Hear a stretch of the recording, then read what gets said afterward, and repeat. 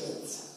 Quando tu vedi il Libano, un compito molto importante, un compito molto delicato, e noi ci siamo ritrovati a Vicenza, nella piazza dei Signori di Vicenza, per il conferimento della cittadinanza onoraria della città alla brigata. È stato un momento molto bello, perché svolto a livello alto, con interventi non di circostanza da parte del sindaco, da parte delle autorità comunali, in una piazza, quella dei Signori, che sapete quanto sia bella, col palladio praticamente che incombe, e una piazza con 2.000-3.000 persone, non saprei dire quante persone, che si sono strette attorno alla brigata. C'è mancato il comandante, che però era nella mente, nel cuore di tutti noi, e devo dire questo, devo dire che il momento così forte, così intenso, io lo riassumerei nel fatto che il tuo vicecomandante, caro amico anche lui, Lorenzo Cuciniello, nel momento saliente, nel momento più importante, più significativo della cerimonia, lui, soldato solido e forte, appunto per questo, se lo può permettere, lui aveva il lucicone nel momento più alto della cerimonia. E c'erano i cittadini di Vicenza, appassionati, stretti attorno alla brigata. Questa è una delle cose che abbiamo fatto. Bentornati ai soldati della brigata, e oggi Arturo Ditti ci racconterà, ci illustrerà quanto hanno compiuto in Milano. Questa è la prima fase. La seconda fase è legata proprio consiste nella presentazione che sarà fatta dagli autori, da chi ha curato il lavoro, di un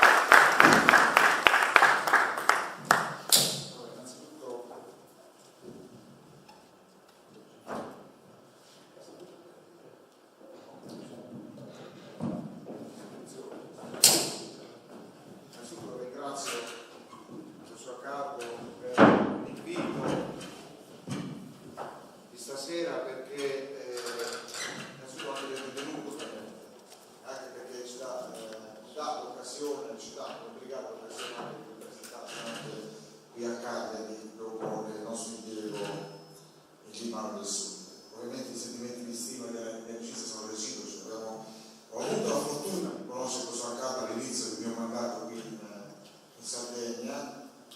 Sono stato fortunato perché con lui abbiamo potuto, come il professore stesso ha detto, intraprendere diverse attività, iniziative, ma soprattutto siamo rimasti in contatto anche per poter avere momenti in cui scambiarci, confrontarci anche su quelle che sono le particolari dinamiche che stiamo vivendo in questi, possiamo dire, questi 24 mesi, che sono cambiati anche spesso. Quindi, ripeto, è una fortuna per me, è stata una fortuna per me, è un regalo quello. Grazie quindi per l'invito, grazie anche per l'occasione di poter ringraziare anche pubblicamente per il bonus che è stato pubblicato con un'efficacia direi molto ma molto elevata, perché per essere ragazzi la prima cosa che legge un fumetto, tramite fumetti il messaggio è immediato. L'ho visto con mio figlio che è come me, a lui non piace leggere libri, però la prima cosa che fa, il fumetto se l'è letto, ha visto molte cose sul bonus che io gli ho raccontato tante volte, ma probabilmente era un po' distratto, poi leggere, ma è vero che facciamo così, che si guarda, l'ho letto anche altre volte, l'ho visto alcune così episodi, eventi, aneddoti che sono stati raccontati dalla guida del museo, però io ho fatto molto bravo, quindi complimenti per l'iniziativa. Libano, per me questa è anche un'occasione di poter illustrare quella che è la missione, quello che è l'impegno delle forze armate in Libano, quello che succede in Libano, perché quello che raccontano i media non è quello che succede in Libano, o perlomeno solamente una parte. Ovviamente ci sono altre prospettive, altre dinamiche, altri interessi. Io qui vi racconterò quella che è l'esperienza in Libano, quella che è la situazione in Libano dal punto di vista militare, cioè dal punto di vista di quella che è la missione propria del Libano del Sud. Innanzitutto ci tengo a precisare che l'operazione in Libano è la classica, proprio la classica in tutti i sensi, la classica operazione di peacekeeping. Perché? Perché associa alla componente militare, che in altri teatri è molto forte, associa anche altre attività che confluiscono con un unico obiettivo, quello di poter risolvere una situazione in un'area di crisi e cercare di creare quella confidence nella building, nella società, nella popolazione, cosa molto difficile nel Libano del Sud, in verità, ma soprattutto perché anche in quell'area operano diverse anche organizzazioni governative e non, ci sono diversi attori con cui interfacciarsi, quindi non è una cosa molto semplice. Quindi riassumendo, se dal punto di vista operativo vero e proprio il Libano non è rischioso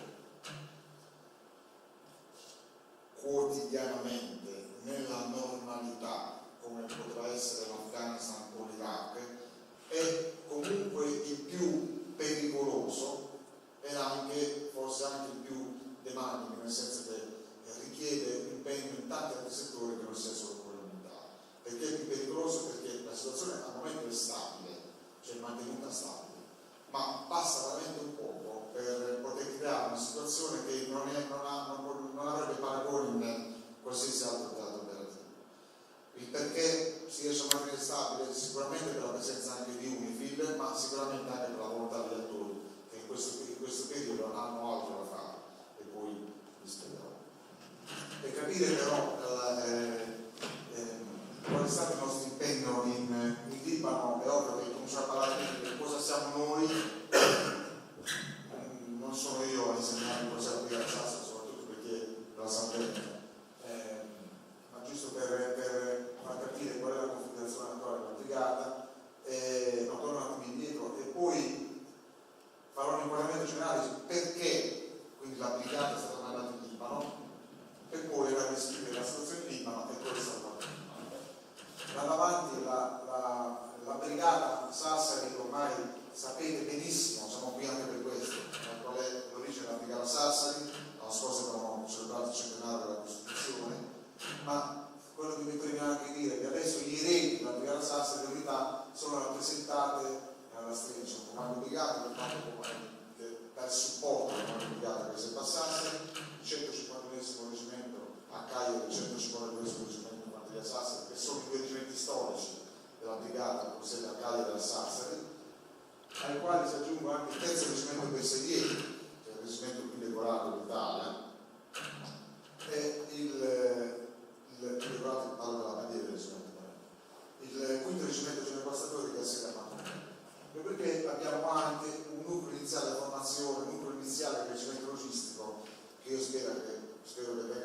quanto prima, vediamo un po' come si muove la situazione.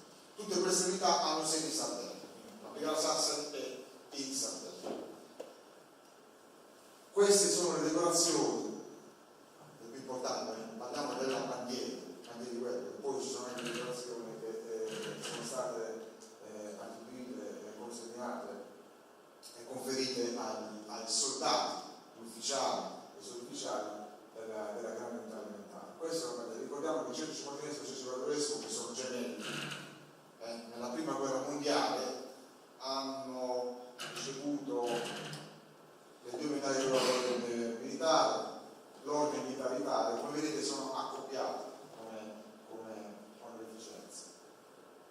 E sono state, la Brigata Sassari è stata l'unica brigata che è stata citata nel bollino di guerra, il bollino ufficiale. Non vengono mai citate le brigate delle unità. La Brigata Sassari è stata l'unica a essere citata per quello che ha fatto. Quindi, ovviamente, ripeto, non sto a dire a voi qual è l'importanza della brigata, ma nella forza armata, in cui adesso sono inquadrate 9 brigate operative, una di queste è la Brigata Sassari. Ovviamente legata al territorio, ma facente parte delle forze armate, e queste sono le 4 missioni principali che hanno tutte le forze armate, e in ognuna di queste si inquadra l'operazione che noi abbiamo fatto. Ora, la prima ovviamente è quella della difesa del territorio nazionale. Per questa noi ci stiamo addestrando, grazie a Dio nell'era moderna ancora non abbiamo operato su questa missione, però non dimentichiamoci che questa è la prima missione delle forze armate. Dopodiché operare fino alla realizzazione della pace e della sicurezza internazionale, e qui si inquadrano tutte le operazioni, soprattutto quelle condotte nell'ambito di organismi multinazionali, e quindi le cosiddette operazioni di supporto alla pace, questo termine ormai impropriamente usato per definire tutte quante le operazioni che sono ovviamente svolte. Questa è una scelta d'Italia, ovviamente svolte sempre sul mandato che si accumula la risoluzione dell'ONU che autorizza l'impiego di contingenti militari all'estero, nel territorio straniero. Concorre alla salvaguardia di istituzioni, e sono tutte le operazioni, l'ultima che è l'operazione State Sicure, l'operazione in concorso della sicurezza del Giubileo, quello che è stato fatto per l'Expo 2015, quello che si faceva una volta nei seggi elettorali, quindi sono tutte quelle attività in territorio nazionale che al fine di concorre con le forze dell'ordine a salvaguardia delle istituzioni. Dopodiché l'intervento in caso di pubbliche calamità, e anche qui la brigata è stata chiamata, e soprattutto senza dimenticare i terremoti dell'Irpina e del Friuli negli anni 70-80, ma comunque anche qui a Olbia siamo intervenuti 2 volte nelle alluvioni di Olbia del 13 dell'anno scorso.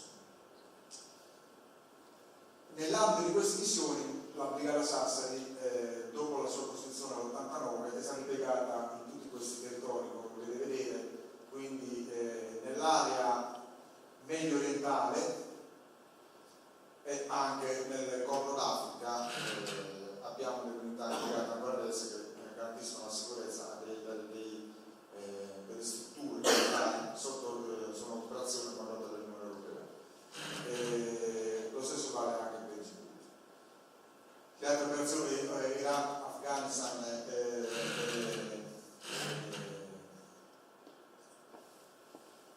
e Kosovo sono ormai note all'opinione pubblica. L'Iraq comunque l'antica Babilonia si è chiusa, ma adesso c'è l'operazione prima Pattica, dove tra l'altro Cucinelli adesso è il vicecomandante dell'operazione. Stiamo contribuendo nel nord dell'Iraq non solo alla protezione della Liga di Mosul, ma anche alla formazione delle unità che sono impegnate nella lotta al terrorismo. L'Afghanistan è ancora in atto l'operazione, e la Somalia, come detto prima, è un'operazione di non militare. Djibouti, dove noi abbiamo una base per poter anche svolgere questa attività di training, di allestimento. Avanti. Le cose delle forze dell'ordine, come ho detto io, c'è stata anche l'operazione Forza Paris negli anni 90, che io ho partecipato con il reggimento lagunare. Allora ero accampato vicino a un lago in Moelle tra Udusò Bitti, perché è stata la mia prima esperienza all'interno della Sardegna, perché fino ad allora ero sempre, vedevo la Sardegna sempre dal mare, sempre lagunare, verso la costa del Politica Rurale, non ero mai entrato